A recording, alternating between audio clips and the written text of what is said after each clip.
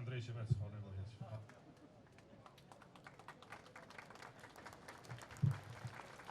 Lejoni t'ju ftoj për një duartokitje shumë të madhe për barcën tonë të listës me numër 1, presidentin e 6 dhe 7 të Republikës Kosovës, Vjosa Osmani Sadrio.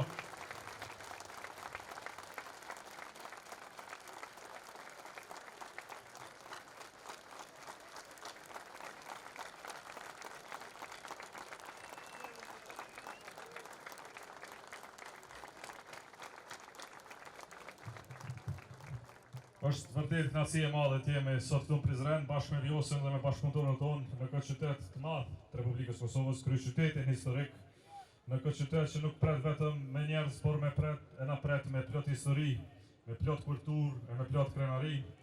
Jemi të lumtur gjithë që jemi në qytetin e lidhjes shqiptare të Prizrenit, në qytetin që u shkruajtën kapituj të rëndësishëm të vetdijes sonë kombëtare, në qytetin që për herë ka qenë ure kulturës, e dijes, e qytetarisë dhe e bashkëjetesës.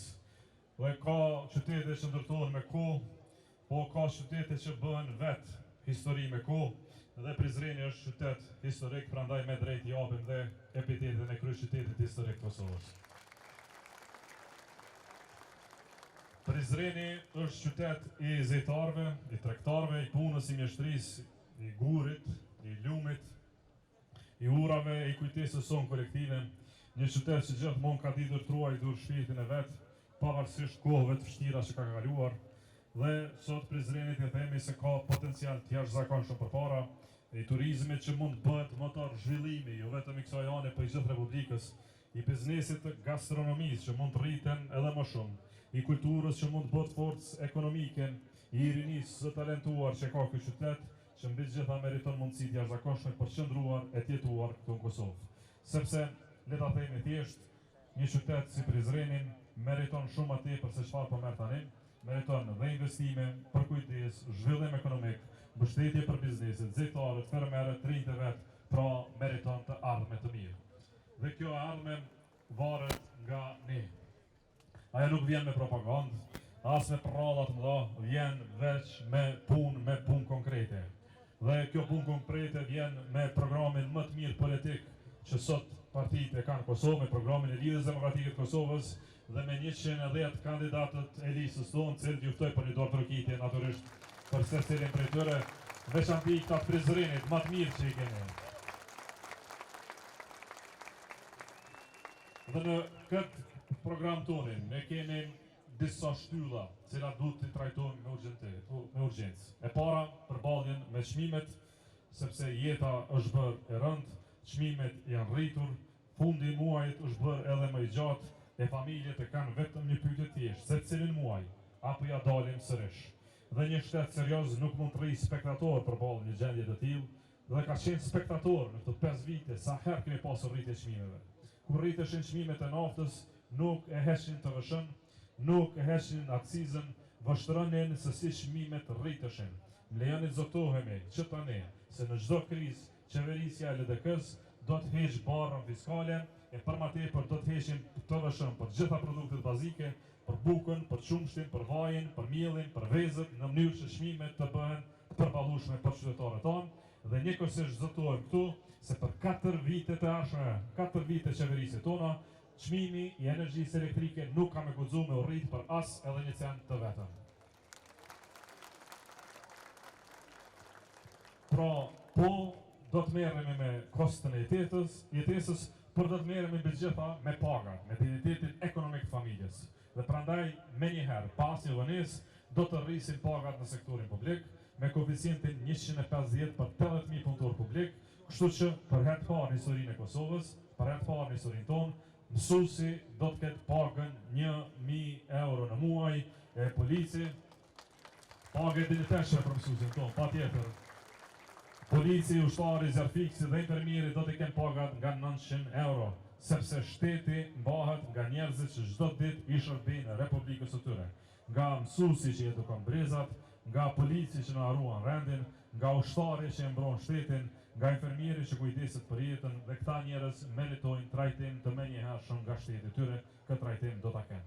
Dhe jo vetëm këta, lejoni që t'japim lajmin edhe për një kategori shumë të veçantë, shumë të respektuar për popullin tonë, ne do t'i dyfishojmë gjitha pensionet e Republikën e Kosovës, nuk do të ketë pension nën 300 euro në muaj.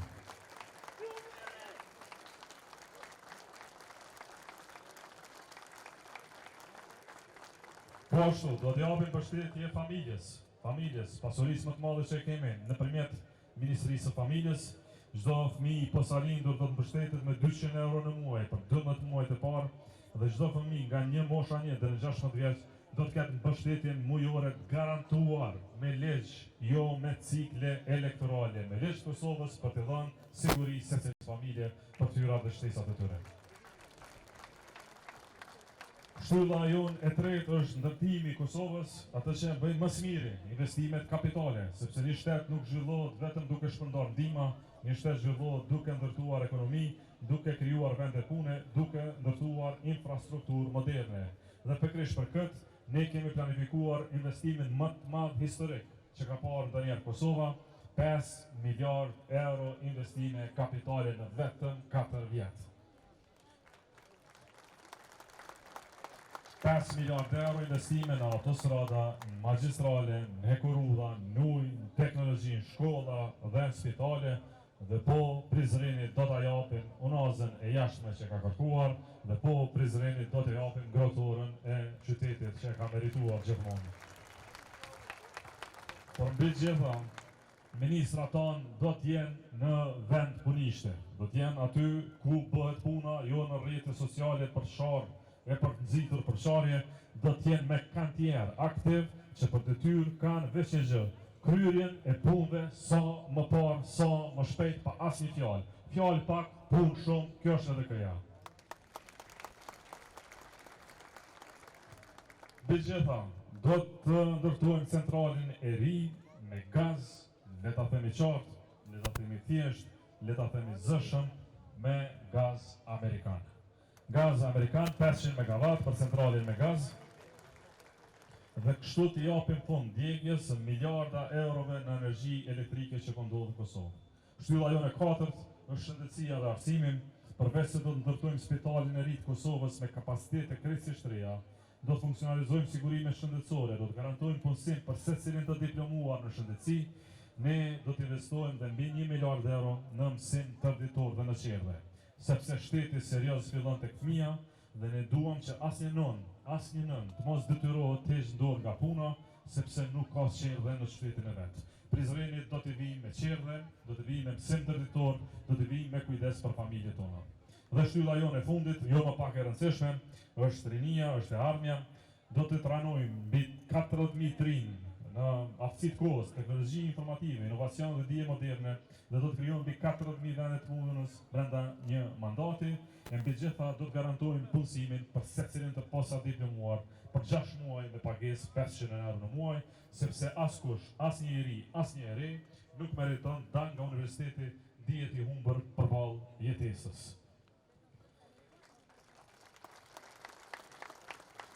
Mbi gjitha, duke pasur Vjosa Osmanin për presidente të shtetit të Republikës Kosovës, ne duhet t'i kthejmë Kosovës drejtimin e saj natyror, perëndimin, partneritetin e parekundur me Shtetet e Bashkuara të Amerikës, integrimin në NATO. Sepse Kosova nuk është neutrale ndaj identitetit të saj, Kosova është Republikë Euro-Atlantike. Ky ka qenë qëllimi ynë nga viti 1989 deri më sot, po Kosova do të jetë anëtare e NATO-s. Dhe për këtë çështje nuk kam asnjë dyshim se sado që kemi një listë gjatë me 110 kandidatë, secili më i mirë se tjetri, ta kuptoni një gjë.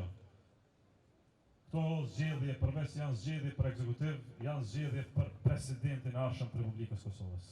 LDK-ja ka një kandidat, ka një president Kosova, presidentin e 6 dhe 7 të Republikës Kosovës, Vjosa Osmani Sadriu, i cili e ftoi në skenë dhe po ashtu ju ftoi të japni mbështetje të fortë si qytet historik që jeni. Vjosa.